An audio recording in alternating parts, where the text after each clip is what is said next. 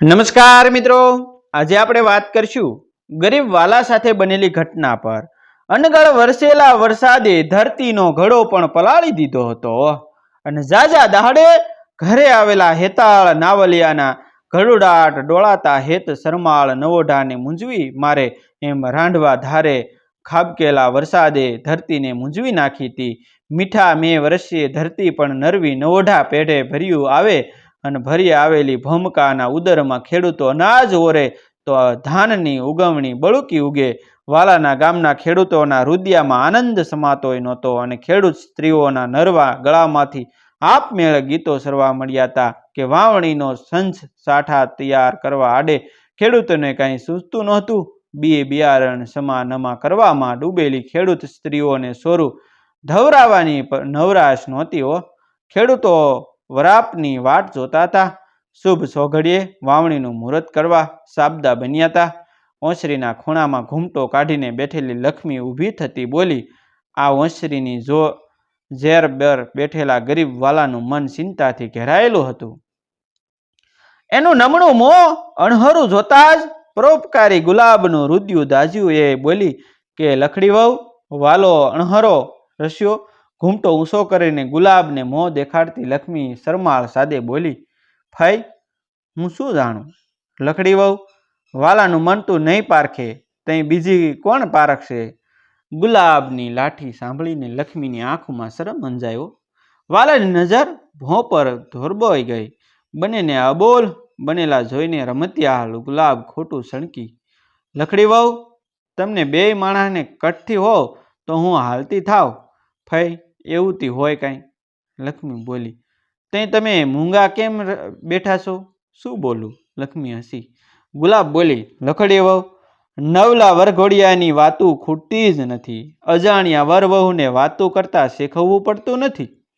અને ગુલાબની સુવાળી વાતો સાંભળીને વાલા લક્ષ્મીના રૂડા મોહ પણ શરમના શેરડા પડ્યા. વાલા લક્ષ્મીને બધું શરમાવતી ગુલાબ હસીને બોલી કે લક્ષ્મી વહુ, પ્રેમ લગ્ન તો ઘણાએ જોયા જાણ્યા, પણ તે તો ફઈ મેં શું કર્યું? લક્ષ્મી ભડકી. લખડી વહુ, તે ક્યું નેહનાતરું? ખડખડાટ હસી પડતી ગુલાબ તાળી પાડીને બોલ્યો. નેહનાતરું? અસરજ વાગોળતી લક્ષ્મી ભોળા ભાવે પૂછી બેઠી. હા વળી, ગુલાબે વાતનો ફોડલો ફોડ્યો. લક્ષ્મી વહુ, આગલા ભવની લેણ દેણી હશે તે તારું હૈયું વાલાના હૈયા પર ભટકાઈ પડ્યું હતું હો. વાલાના હેત તને અહીં ઢહડી લાવ્યા. મેં તમારા માથા ભટકાડ્યા. હવે તું જ કે વહુ, તમારા પ્રેમના પ્રણેતર છે કે નેહ નાતરું છે? અક્ષર પણ બોલ્યા વગર ગુલાબ ઘરમાં પ્રવેશી. વાલાના ઘરની આંખીએ પછીત સૂઈ ગઈ હતી. પછીત પડી જતા વાલાનું ઘર ઉઘાડું થયું હતું. ગુલાબની વાજોવાજ ઘરમાં આવેલી લક્ષ્મી વગર બોલી કે ફઈ. આખીએ પછીત હડમ કરતી બે ઊંડું મરકતી ગુલાબે પૂછ્યું, વહુ પછીત પડી તી કેવા ટાણે? અડધી રાતે. લક્ષ્મી વહુ, રાણ પછીતને પડવાનો બીજો સમો મળ્યો નહીં. ટપ કંઈક યાદ આવતા આધેડ ગુલાબની આંખોમાં કસુંબલ રંગ અંજાયો. પણ મનના ઉમળકા ઢાંકી ઢબુરી ગુલાબ વ્યવહારું સાદે બોલી કે લક્ષ્મી વહુ, પછીત પડી ગઈ. મારા જૂના જોડે મારી પણ તમને વાગ્યું શું તો નથી ને? ફઈ વડવાળાના રખો પાસે પછી બહાર પડી હોત તો લક્ષ્મી વહુ, દીનો નાથ દિયાળુ છે. વડલાવાળો માલધારી વર વઠા રખોપો કરે છે. ઘાત ગઈ લક્ષ્મી વળી બોલી. હા વાહ, સાવ સામાન્ય વાત કરતી હોય એવા સાદે ગોહત બાર વાર પૂછ્યું કે લક્ષ્મી વહુ, પછી જ પડી તઈ વાલો ક્યાં ઠેકાણે હતો? ખાટલી પર બેઠા હતા. લક્ષ્મી શુદ્ધ ભાવે બોલી. અને તું? ચહેરા ઉપર ચિંતા પાથરીને ગુલાબે પૂછ્યું. મન મોકળું મેલીને લક્ષ્મીએ જવાબ વાળ્યો. ફઈ ઈ ટાણે હું ખાટલા પાસે ઊભી હતી હોયમાં પડેલી પછીત સામે જોઈ રહેલી ગુલાબ ઉછાટ ભરી અવાજે બોલી ગઈ. પછી તમારા માથે પડી હોત તો અમારું હાડકું હાથ નો આવત. વાલા અહીં આવ તો ગુલાબનો બોલાવ્યો વાલો ઘરમાં આવ્યો. ધણીને જોઈને લક્ષ્મીએ ઘૂમટો તાણ્યો. સચિત અવાજે વાલાને કીધું કે વાલા, પછી પડી તઈ તું ક્યાં બેઠો હતો? ફઈ, હું ખાટલામાં બેઠો હતો. ઘરમાં ઢાળેલી ખાટલી હજુ એ ઢાળેલી જ હતી. ખાટલી પર પાથરેલી ફાટલ ગોદડીઓ અને હજુ તેમની તેમ પડી હતી. મેના તબકેલા પાણીથી વાલાનું આખું ઘર પલળી ગયું હતું. સુવાના ટપ ટપ કરતા પડેલા ટીપાએ વાલાના ઘરમાં નાના નાના ખાડા પાડ્યા હતા.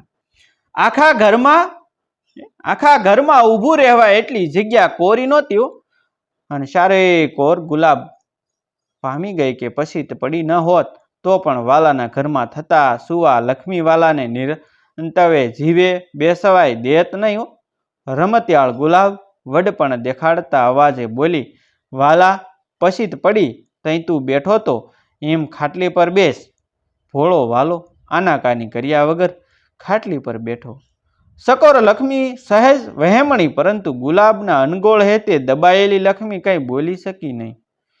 ખાટલી પર બેઠેલો વાલો વગર બોલાવીએ બોલી ગયો, ફઈ. કડકડાટ કરતી પછી દેવરાણી તઈ હું કંઈ અહીં આમ જ બેઠો હતો અને ઈ ટાણે લખડી વહુ ક્યાં હતી? ગુલાબે ગંભીર મોં કરીને પૂછ્યું. ફઈ, ઈ ખાટલી થડોથડ જ ઊભી હતી. ચિંતાભર્યા ચહેરે લક્ષ્મી તરફ જોઈને ગુલાબે કીધું, વહુ, પછી પડી તઈ તું જે ઠેકાણે ઊભી હતી એ જ ઠેકાણે ઊભી રહે. આનાકાની કરતી લક્ષ્મી દબાતા સાદે બોલ્યો, પણ શું કામ? પણ હું કામ ઊભી રહું? લક્ષ્મી સામા ડોળા કાઢતી ગુલાબ બોલી, મને પૂછનારી તું કોણ? મને મારીને સહેજ શરમાતી લક્ષ્મી ખાટલી પર બેઠેલા વાલા સામે ઊભી રહેતી ધીરા સાદે બોલી, હું અહીં આમ ઊભી થી. જાણેતા જેવા નિર્મળ ભાવે ગુલાબે વાલાને પૂછ્યું, વાલા, એ ટાણે તું શું કરતો હતો? હું તો બેઠો. વાલો વધુ બોલી શક્યો નહીં. ઈ ટાણે લખડી વહુ શું કરતી હતી? ગુલાબે પૂછ્યું.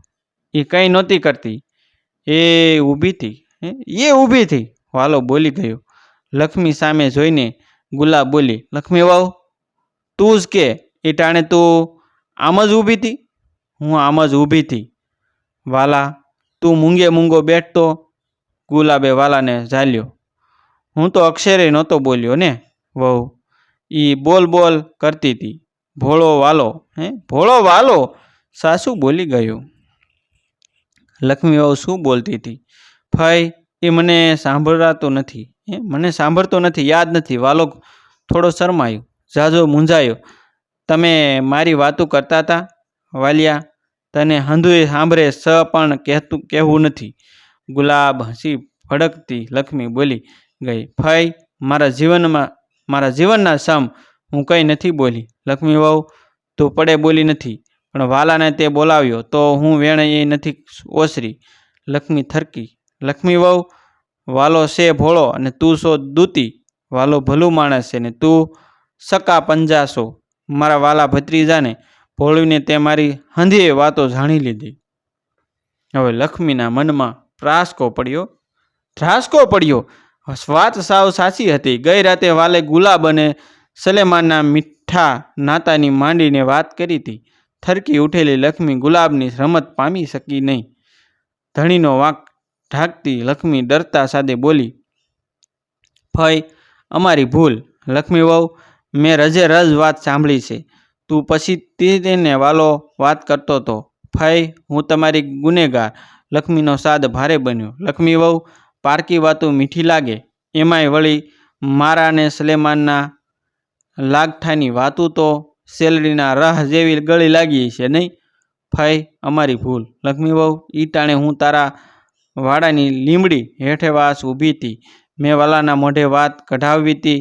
એ વાતો કરતાં હું અડધું નહીં, હું તમારી કળોય, અમે તમારા સોરું. લક્ષ્મીની આંખો ભીની બની.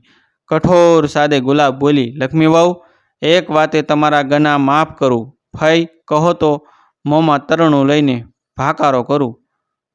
ખાટલીમાં બેઠેલા વાલો ધરતી પર નજર ઢાળીને બોલ્યો, વાલિયા, વાંક તારો નથી, વાંક માતર છે આ વરણાગણ વહુજીનો. હા ફઈ, વાલો બોલ્યો, એ જ મને પૂછપૂછ કરતી હતી. નૃતાળ જૂઠું બોલતા ધણીને લક્ષ્મી ફાટી આંખે જોઈ જ રહ્યો. લક્ષ્મી ઊભી સલવાણી છતાં સકોર લક્ષ્મીએ કીધું કે ફઈ સોરું કસોરું થાય, તમે કહો તો. લક્ષ્મીનું વેણ વાળતી ગુલાબ બોલી કે લક્ષ્મી વહુ, મારે તારી કનેથી 2 દોકડા લેવા નથી. અડધ રાત લગણ વાલે મારા વગોણા ગાયા અને તે સરવા કાને સાંભળ્યા હોય. એ તો હોય એવું કે એમાં એનો શો દોષ? ફઈ તમે કહો એ કરવા હું તૈયાર છું.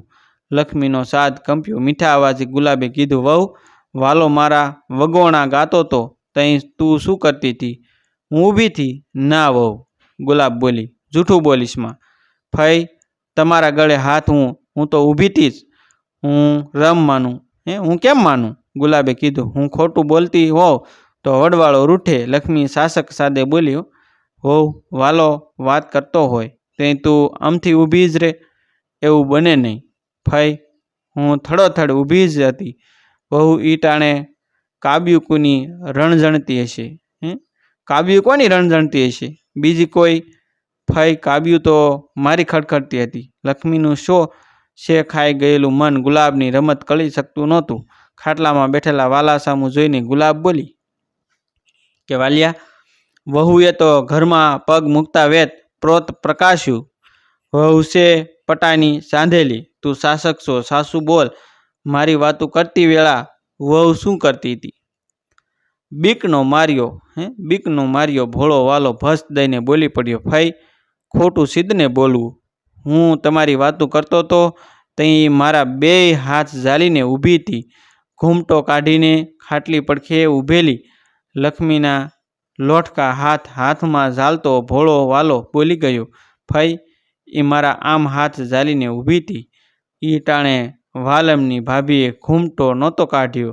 પગમાં પહેરેલી કાબ્યું એકબીજા સાથે ભટકાડતી એ બોલતી હતી કે વાલા વહુ, ઈ ટાણે શું બોલી હતી? ગુલાબે પૂછ્યું. કે ભોળો વાલો લક્ષ્મીના વેણ યાદ કરતો બોલ્યો કે ફઈ વાલમની ભાભી કે ગોવાનથી હું આવી હાલી ચાલીને હું આવી સૌ નાથથી ઓબાણ થઈને હું તારા આશરે આવી સૌ. તારા હેત મને અહીં ઢળી લાવ્યા છે. પરભવની પ્રીતુ વાલાની વાત સાંભળીને ગુલાબ મોકળા મને હસી પડી. ગુલાબના મોં પર ચિતરાયેલા લાઠિયાળ ભાવો વાંચીને સકોર લક્ષ્મી ચેતી ગઈ. વાલે પકડેલા હાથ છોડાવી લેતી લક્ષ્મી ધખી મોંમાં જીભ ઘાલ, વાઢેલ કાને કૂતરું ભાગે એમ ઘરમાંથી બહાર ભાગેલી લક્ષ્મીના કાને ગુલાબના શબ્દ સબ્યાઓ. અલી વહુ ઊભી તો રે. ઓસરેમાં આવેલી લક્ષ્મીના રૂડા મોં પર શરમ સવાયેલી હતી અને બહાર આવેલી ગુલાબને લક્ષ્મી કીધું કે કંઈ? ફઈ આ તમે શું કર્યું? ભવઈ, ગુલાબ બોલી. ભૂંગળા વગરની ભવઈ. લક્ષ્મીને ભોમાં સમાઈ જવાનું મન થયું. લક્ષ્મી શું બોલે? મિત્રો, તમને ખરેખર અમારો આ વિડીયો પસંદ આવ્યો હશે તો મિત્રો આવા જ નવા જીવન ઉપયોગી, જીવનમાં કંઈક નવું શીખવા મળે, સત્ય ઘટનાઓ વિશે જાણવા મળે,